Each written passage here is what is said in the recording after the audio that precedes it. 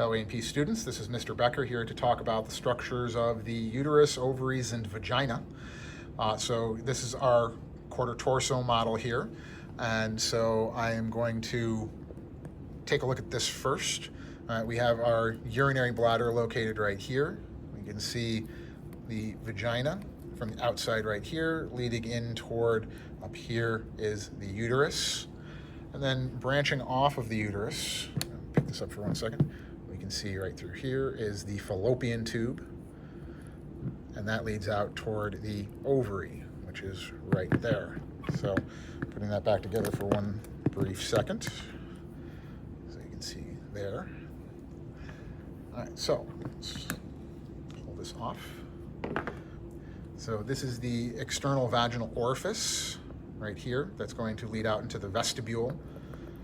And if you take a look, you can see the rugae of the vagina leading up toward the fornices. All right, so we have an anterior, posterior, and two lateral fornices that are going to allow for the expansion of the cervix. And so very unfortunate placement for one of the pins on the model, kind of pierces right through the cervix. But we can see the other side of the cervix intact here. The cervix is the neck of the uterus, so the term is similar to the term we use cervical in the neck of the person. The opening of the cervix is the external os, and it leads into the cervical canal, which has a series of rugae located right here.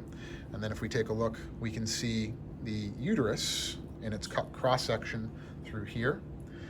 We have three layers that we're going to find in the uterus itself.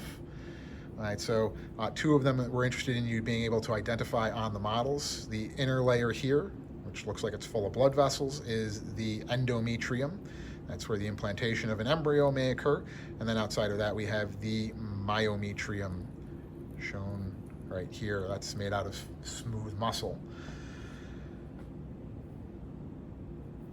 All right, so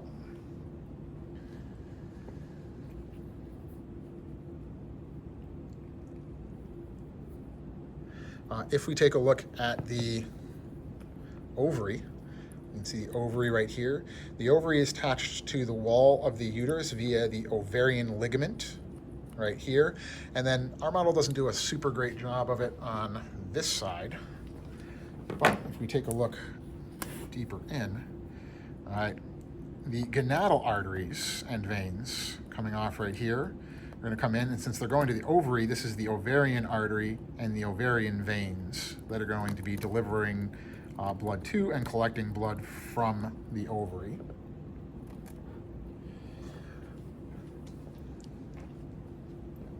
And then if we take a look, we can see the uterine tube or the fallopian tube being shown right through here, and this has several structures to it. The first of these is the ampulla. It's kind of an enlargement of the horn of the uterine tube, and coming off of that are finger-like projections called the fimbriae that are going to drape around the ovary. Now, biologically, those fimbriae will almost entirely cover the ovary. Here they cut them about 50% back so that way you can see the ovary underneath, but they're going to almost fully encase the ovary, and they are there to capture an ejected ovum during ovulation. The ampulla leads on to the infundibulum this way, and the infundibulum is a narrowing that's occurring right about here as we enter into the body of the uterus. All right, so if we take a look at the side, at the top of the uterus now, I'm going to kind of rotate as we go here. All right, so we can see the three component parts of the uterus.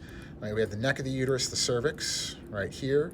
The body of the uterus is through here. And then taking a look at it from the top like this, the top curved portion here, this is the expandable portion of the uterus. That is the fundus of the uterus. All right, so these are the structures of the female uterus, ovaries, and vagina.